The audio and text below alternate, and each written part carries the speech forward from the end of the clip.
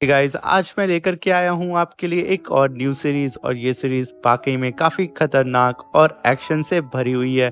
इस सीरीज में हमें दिखाया जाता है एक वीक बॉय जो कि अपने पूरी फैमिली में सबसे कमजोर इंसान होता है और उसके पास बाई मिस्टेक से एक गॉड की स्पिरिट आ जाती है और वो उस गॉड की स्पिरिट को किस तरीके से अवेक करता है और वो कैसे अपनी पूरी फैमिली को संभालेगा और दुश्मनों से लड़ाई करेगा। और जैसा कि हम जानते हैं, जब किसी के पास ज़्यादा पावर आ जाती है तो उसके दुश्मन भी बहुत ज़्यादा बन जाते हैं। और इस सीरीज में भी हमें दिखाया जाएगा कि हमारे किंग नान, जो कि हमारा मेन लीड है और उसका नाम है किंग नान, उसके कितने सारे दुश्मन बन जाएंगे। और यहीं से हमारा ये एपिसोड स्टार्ट होता है। हमें दिखाया जाता है ज्वालामुखी के बीच में एक लड़की को, जिसको पूरी तरीके से एक डीमन ने अपने वश में कर लिया था। और वो लड़की डीमन की पूरे वश में आ जाती है और डीमन अपनी पूरी पावर को उस लड़की के अंदर डाल देता है। और वो कहता है कि फाइनली मैं 1000 साल के बाद यहाँ पे वापस आया हूँ और इस बार मैं इस पूरे कॉन्टिनेंट को तबाह कर दूंगा।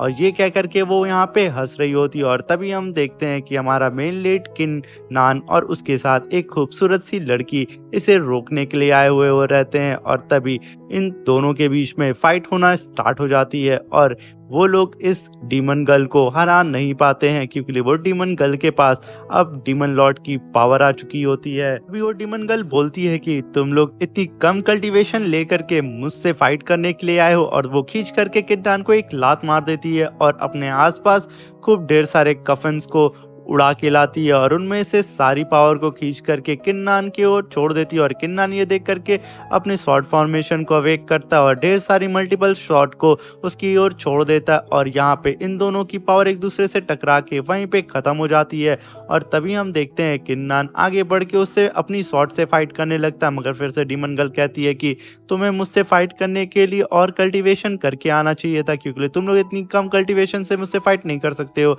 और तभी वो किन्नान की गर्दन पकड़ के वो आसमान में उठा देती। तभी किन्नान कहता है कि मैं अगर मर भी जाऊंगा तब भी मैं तुम्हें जान से मारूंगा। और वो तुरंत अपनी थंडर फॉर्मेशन को समन करता है और डीमन गर्ल को अपने हाथ से पकड़ लेता है और उसे छोड़ता नहीं है। तभी डीमन गर्ल बोलती है कि आखिर इस छोटे से बच्चे के पास इतनी पावरफुल टेक्निक आखिर आई कैसे, और ये टेक्निक तो 1000 साल पहले खत्म हो चुकी थी। तभी किन्नान कहता है कि मैं भले ही मर जाऊंगा और भले ही मैं अपनी पूरी लाइफ को सेक्रीफाइस कर दूंगा, मगर मैं तुम्हें जान से मार दूंगा। और तभी वो थंडर फॉर्मेशन एक्टिवेट हो जाती है और इन लोगों के ऊपर थंडर गिरने लगती है। और हम यहाँ पे देख सकते हैं कि चारों ओर तबाही फैल जाती है और किंग नान काफी ज्यादा घायल हो चुका होता है और घायल होकर के वहां पे नीचे गिर चुका होता है, क्योंकि किन्नान के ऊपर काफी भयानक थंडर्स गिरती है। और तभी वो किन्नान उस लड़की की गोदी में होता है और वो लड़की अपनी स्पिरिचुअल एनर्जी से किन्नान को हील कर रही होती है, मगर किन्नान कहता है कि तुम अपनी स्पिरिचुअल एनर्जी को वेस्ट मत करो, क्योंकि मैं यहाँ पे अब तो मरने ही वाला हूँ। और तभी हम देखते हैं कि वो डीमन गर्ल इस थंडर अटैक से बच चुकी होती है और वो फिर से किन्नान को अपनी ओर खींच करके उसकी गर्दन पकड़ लेती है और कहती है कि तुम्हारी टेक्निक बहुत पावरफुल थी, मगर तुम्हारी कल्टीवेशन लो होने की वजह से वो टेक्निक भी तुम्हारी तरह कमजोर निकली। ये कह करके वो हंसने लगती है और कहती है आज मैं तुम्हें जान से मार दूंगी। और तभी किन्नान को बचाने के लिए उसकी गॉड की स्पिरिट पीछे आ जाती है और उस गॉड की स्पिरिट को देख करके डीमन गर्ल एकदम शॉक में आ जाती है और हैरान होकर के उस गॉड की स्पिरिट को देखती है और कहती है कि आखिर तुम अब तक कैसे जिंदा हो, और तुम तो मैंने जान से मार दिया था। और यहीं पे ये सीन शिफ्ट होता है और हमें किन्नान की पास्ट की लाइफ को दिखाया जाता है, जो कि बैक डेट में 2 साल पीछे की लाइफ का, जो कि किन्नान का दिखाया जाएगा कि किस तरीके से किन्नान ने उस गॉड की स्पिरिट को अपनी बॉडी में समन कर लिया था और किन्नान कैसे कैसे अपनी कल्टीवेशन को आगे बढ़ा करके और भी ज्यादा पावरफुल बन जाता है। और हमें यहाँ दिखाया जाता है एक छोटा सा सेक्ट, जो कि किन सेक्ट होता है। और यहाँ पे हम देख पाते हैं कि वहाँ पे एक सेरेमनी हो रही होती है। यहाँ पे सारे डिसाइबल आकर के अपनी अपनी पावर को चेक करेंगे और सबसे पहले किन्नान का कजन ब्रदर चेन नान आकर के अपनी पावर को अवेक करने के लिए बैठ जाता है। और उसे देख करके सारे के सारे डिसाइबल शॉक में आ जाते हैं, क्योंकि ये किंग फैमिली का सबसे ज्यादा पावरफुल डिसाइबल होता है। चेन नान अपने मन में कहता है कि मैं इस सेक्ट का सबसे ज्यादा पावरफुल डिसाइबल हूँ और पता नहीं कैसे हमारे एल्डर्स को किन्नान में क्या दिखा कि उन्होंने किन्नान को इस सेक्ट का लीडर सेलेक्ट कर लिया, और बल्कि लीडर की पोजीशन सिर्फ मुझे मिलनी चाहिए थी, क्योंकि मैं किन फैमिली का सबसे ज्यादा पावरफुल मेंबर हूँ। और तभी हम देखते हैं चेन की बात सुन करके उसके आसपास के और भी कजन उसकी ही बात में हाँ मिला रहे होते हैं और हमें यहाँ पता चलता है कि किन्नान का सबसे बड़ा दुश्मन तो उसके कजन ही थे। और तभी चेन नान वो उस ग्राउंड के बीच की ओर बढ़ रहा होता है और उस ग्राउंड के बीच में आकर के अपनी पावर को अवेक करने लगता है। और जैसे ही वो अपनी पावर को अवेक करता है, उसके आसपास ब्लू कलर का स्पिरिचुअल ऑरा आ जाता है और उसके पास एक टाइगर स्पिरिट आ जाती है, जो कि 5th लेवल की टाइगर मास्टर स्पिरिट होती है। इसे देख करके सारे एल्डर काफ़ी ज़्यादा खुश हो जाते हैं, क्योंकि लेकिन फैमिली का सबसे ज़्यादा पावरफुल अब डिसाइबल एक लौता चेन नानी बना था। और ये देख करके सारे डिसाइबल और सारे लोग यही कहते हैं कि हमारे किन फैमिली का अब लीडर बनने के लायक सिर्फ चेन नानी है। और तभी वहां से चेन नान अपनी पावर को खत्म करके वहां से चला जाता है और तभी लीडर वहां पे तेजी से आवाज दे करके बोलते हैं कि अब बारी है किन्नान की। किन्नान का नाम सुन करके सब लोग फिर से वही बातें करने लगते हैं कि ये लूजर अपनी पावर क्या ही दिखाएगा, मुझे नहीं लगता कि यहाँ पे थोड़ी सी भी स्पिरिचुअल एनर्जी को कलेक्ट कर पाएगा।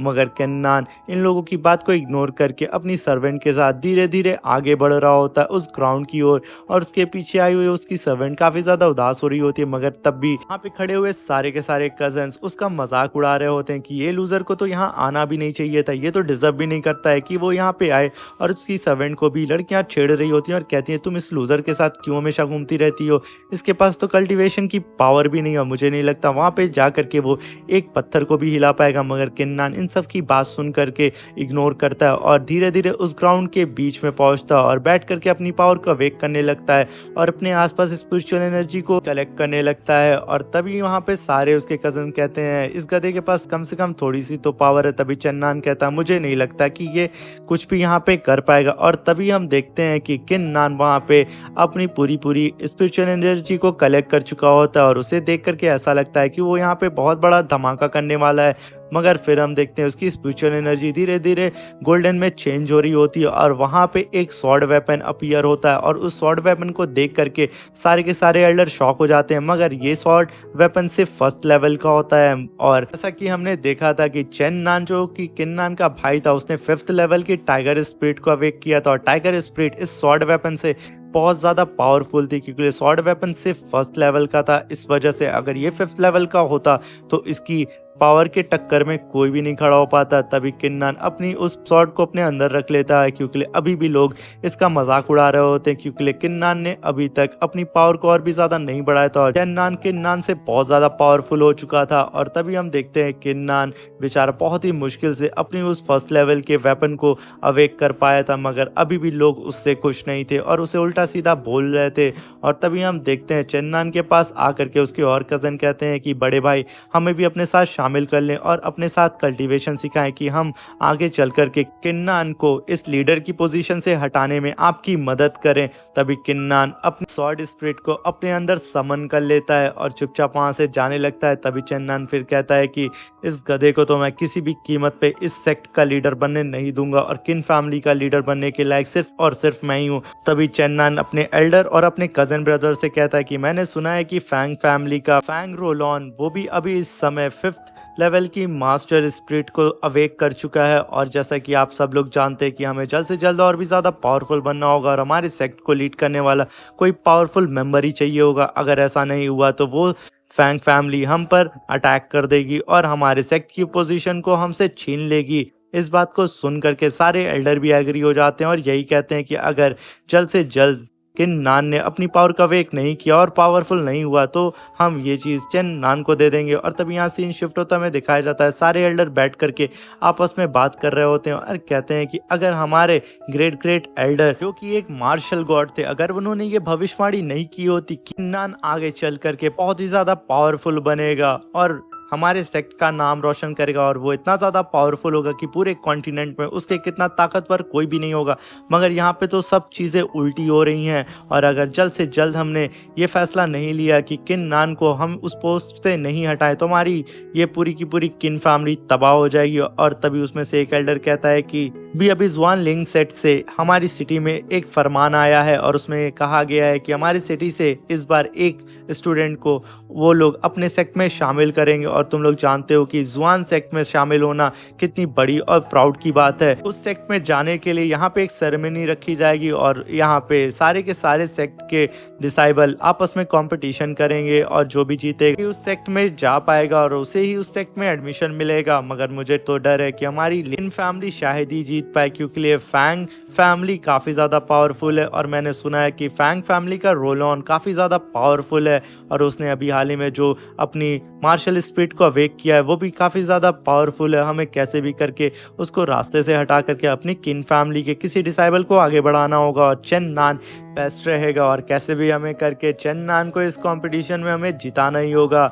मगर हम यहाँ पे जानते हैं कि फैंग फैमिली हमें ये सब आसानी से नहीं करने देगी और फैंग फैमिली का रोल ऑन वो काफ़ी ज़्यादा पावरफुल और बहुत ही ज़्यादा चालाक है और तभी वो लोग फैंग के बारे में काफ़ी ज़्यादा बात कर रहे होते हैं और साथ में किन्नान की बहुत ही ज़्यादा बुराई कर रहे होते हैं और तभी यहाँ फैंग रोल ऑन आ जाता है और उन लोगों के बीच आकर के उनकी टेबल पे खंजर घोंप देता है और कहता है तुम लोगों की हिम्मत कैसे हुई कि तुम लोग यहाँ पे बकवास कर रहे हो। और तभी हम देखते हैं नान फैमिली का एक और एल्डर आ जाता है और कहता है कि ये सारी बदतमीजी तुम अपने सेक्ट में जाके करना। मगर फैंग को इस बात पे गुस्सा आ जाता है और वो अपनी खंजर उस एल्डर की गर्दन पे रख के कहता है कि वो तो वक्त बताएगा, याद रहे मैं ही उस सेक्ट में इनर डिसाइबल बन करके जाऊंगा और इस सेक्ट कॉम्पिटिशन में मैं ही जीतूंगा। मेरे सामने अगर कोई भी आया तो मैं उसे काट डालूंगा। यहीं पे हमारा सीन शिफ्ट हो जाता है और हमें दिखाया जाता है कि किन्नान बैठ करके कल्टीवेशन करने की कोशिश कर रहा होता है और वो सोचता है कि मैं कैसे भी करके यहाँ पे मोस्ट पावरफुल बन के दिखाऊंगा, क्योंकि मेरे एल्डर ने जो भविष्यवाणी की थी वो कभी मैं गलत नहीं होने दूंगा। और अपनी स्वॉर्ड को बाहर निकाल के कहता है कि मैं इसे और भी ज़्यादा पावरफुल बनाऊंगा। भले ये अभी फर्स्ट लेवल पे है तो क्या हुआ, मैं इसे और भी ज़्यादा इसके लेवल्स को अपग्रेड करूंगा।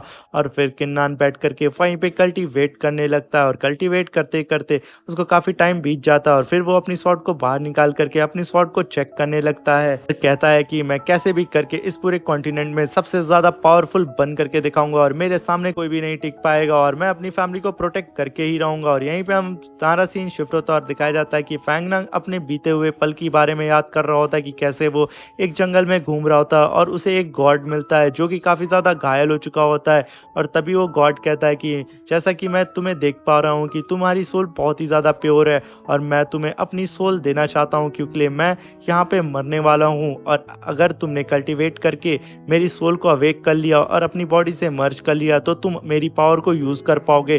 किन्नान को वहाँ पे कुछ भी समझ नहीं आ रहा था, मगर वो गॉड जहाँ पे मरने वाला था इस वजह से वो गॉड ने अपनी पूरी पावर ट्रांसफ़र कर देता है किन्नान में। और तभी किन्नान को ये बात याद आ जाती है और वो बैठ करके अपनी कल्टीवेशन को स्टार्ट कर देता है और कहता है कि मैं कैसे भी करके उस गॉड की पावर को अवेक करके रहूँगा और उसकी स्पिरिचुअल बॉडी को अपनी बॉडी से मर्ज करके ही रहूँगा, चाहे इसके लिए मुझे कोई भी कीमत चुकानी क्यों ना पड़े। और वो वहाँ पे बैठ करके प्रैक्टिस करने लगता है और को बहुत ही कोशिश करता है उस गॉड की स्पिरिचुअल एनर्जी को अवेक करने की, मगर वो बार बार कोशिश करता है मगर बार बार फेल हो जाता है और उसके आसपास काफ़ी ज़्यादा गोल्डन ऑरा फैल जाता है और उस गोल्डन ऑरा की वजह से उसका पूरा रूम पूरा सूरज की तरह चमकने लगता है। और फिर से किन्नान अपनी फिंगर से एनर्जी जनरेट करके बहुत कोशिश करता है उस गॉड की स्पिरिट को अवेक करने के लिए और यहाँ पे वो ये कोशिश कर ही रहा था तभी उसके मुंह से ब्लड आ जाता है और उसको काफ़ी इंटरनल इंजरी हो जाती है और वो वहीं पे खून की उल्टी कर देता है। और मगर वो यहाँ पे फिर भी नहीं रुकता और एक और बार ट्राई करता है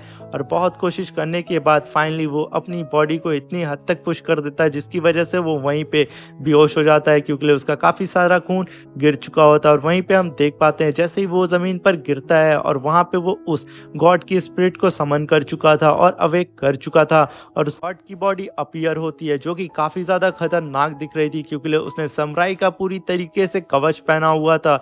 और जैसे उसकी गॉड की बॉडी उस रूम में आती है चारों तरफ रोशनी हो जाती है, मगर यहाँ पे किन्नान बेहोश हो चुका था और उसको यहाँ पे कोई होश नहीं होता है। अब यहाँ पे रात से सीधा सुबह हो जाती है, यानी कि किन्नान पूरी रात बेहोश था और जब वो उठता है तो वो सोचता है कि शायद मैंने अभी तक अपनी पावर को अवेक नहीं किया है और गॉड की स्पिरिट को अभी तक अपनी बॉडी से मर्ज नहीं किया है। और मैं बता दूं वो गॉड की स्पिरिट और कोई नहीं, गॉड ऑफ वॉर की स्पिरिट होती है।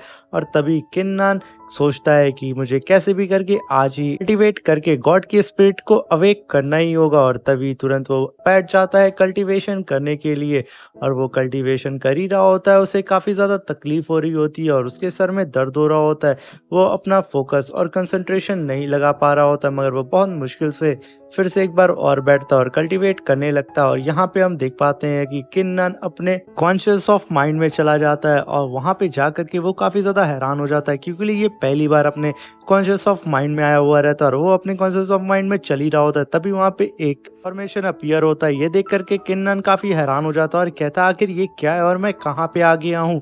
और तभी किन्नन देखता है उसके सामने जो फॉर्मेशन अवेक हुआ था, उस फॉर्मेशन से एक जॉइंट बॉडी निकल रही होती है और उसके आसपास काफ़ी गोल्डन स्पिरिचुअल ऑरा होता है। उस ऑरा को देख करके किन्नन काफ़ी ज़्यादा हैरान हो जाता है और तभी किन्नन अपने सामने गॉड ऑफ वॉर की जाइंट स्पिरिट बॉडी को देखता है, जिसे देख करके एकदम हैरान हो जाता है और सोचता है कि मुझे कैसे भी करके कल्टीवेट करके और भी ज़्यादा पावरफुल बनना होगा। गॉड ऑफ वॉर की पूरी पावर को जल्द से जल्द हैंडल करना सीखना होगा। और तभी हम देखते हैं कि इस बात को लेकर के किन्नन बहुत ज़्यादा खुश हो जाता है और कहता है कि मैं कैसे भी करके ये आने वाले कंपटीशन में पार्टिसिपेट करूंगा, जो कि शोंगलिंग सेक्ट ऑर्गेनाइज करा रहा हो। और इस कंपटीशन में कोई एक डिसाइबल होगा जो कि शोंगलिंग सेक्ट का इनर डिसाइबल बन पाएगा। अगर मैं इस कंपटीशन को जीत जाता हूं तो मैं अपनी नान फैमिली का सर फक्र से ऊपर उठा दूंगा। और साथ में मैं जानता हूं कि इस बार फैंग फैमिली भी इस कंपटीशन में पार्टिसिपेट करेगी और फैंग फैमिली बिल्कुल नहीं चाहेगी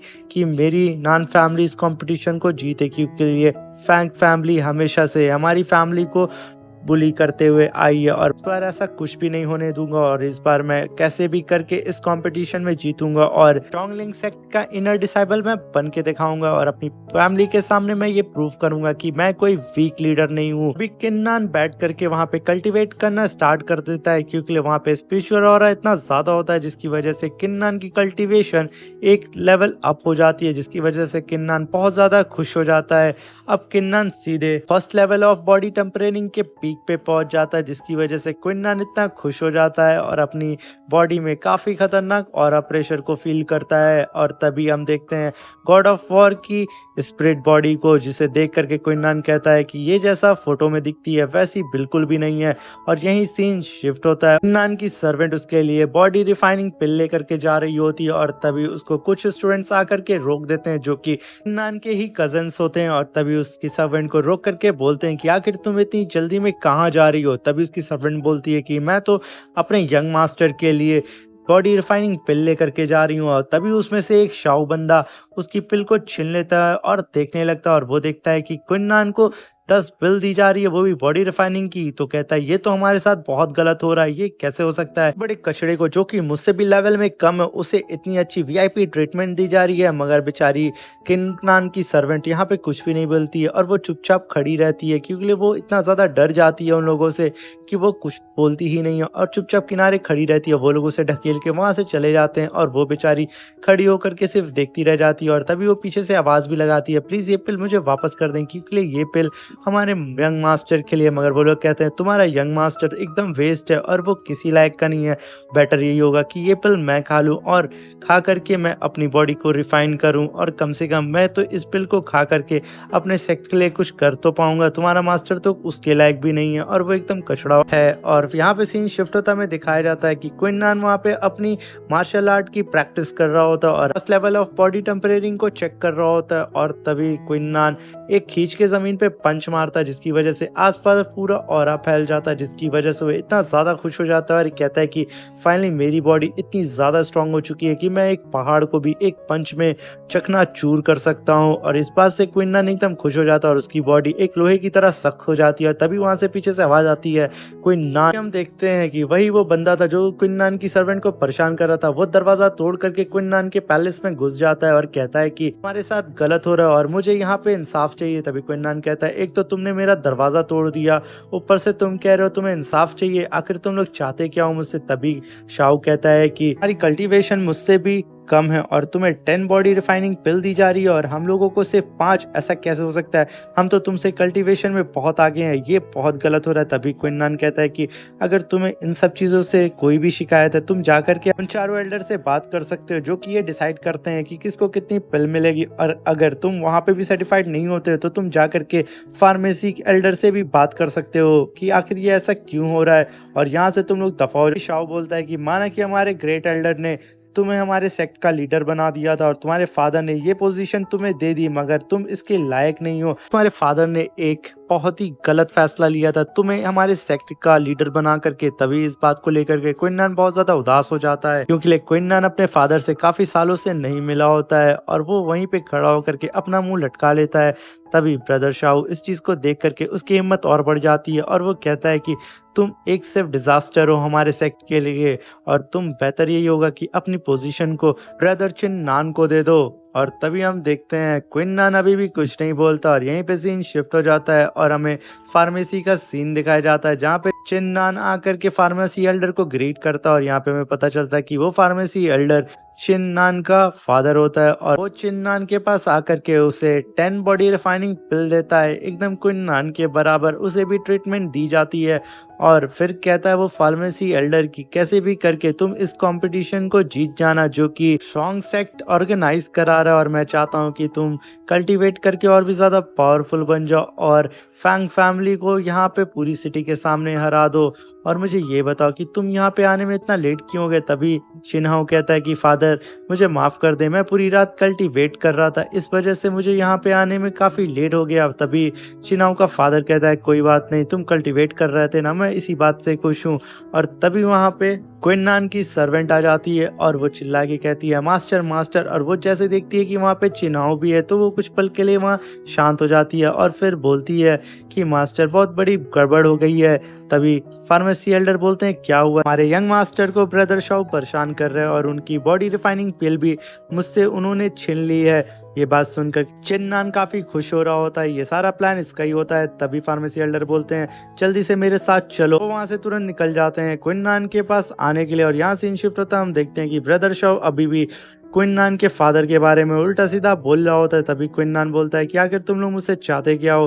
तभी ब्रदर शाओ बोलता है कि मैं तुमसे 3 लेवल ऊपर हूँ और आज हम यहीं पे देख लेते हैं कि कौन ज्यादा पावरफुल है, क्यों ना आज हम यहीं पे फाइट करके देखते हैं। मगर इस बात को सुन करके क्विन कुछ भी रिएक्ट नहीं करता है और ब्रदर शाओ अपनी बॉडी से स्पिरिचुअल एनर्जी रिलीज करने लगता है और अपनी 3rd ग्रेड की मास्टर स्पिरिट को समन करता है, जो कि एक सॉर्ड स्पिरिट होती है। और वो 3 सॉर्ड एक साथ कंबाइन होकर के काफी ज्यादा खतरनाक दिख रही होती है और वो अपनी स्पिरिट को समन करके तुरंत क्विन के ऊपर अटैक करने के लिए रेडी हो जाता है। और तभी हम देखते हैं वो सीधा क्विन के ऊपर अटैक कर देता है, मगर क्विन बिना अपनी स्पिरिचुअल एनर्जी को रिलीज किए हुए धीरे धीरे करके सिर्फ अपने हाथों से उसकी सारी स्वॉर्ड को डॉज कर रहा होता है और उसकी स्वॉर्ड उसे टच भी नहीं कर पाती है। क्विन कहता है कि तुम्हें मुझे मारने के लिए और भी ज्यादा एनर्जी लगानी होगी, क्योंकि तुम जैसे छोटे बच्चे मेरा कुछ भी नहीं कर सकते। और वो फिर अपने हाथ से ही उसकी स्वॉर्ड को पकड़ लेता है। और तभी हम देखते हैं कि ब्रदर शाओ अपनी स्वॉर्ड में और भी ज्यादा स्पिरिचुअल एनर्जी इकट्ठा करने लगता है और इकट्ठा करके सीधा क्विन की ओर छोड़ देता है। और क्विन इस चीज को देख करके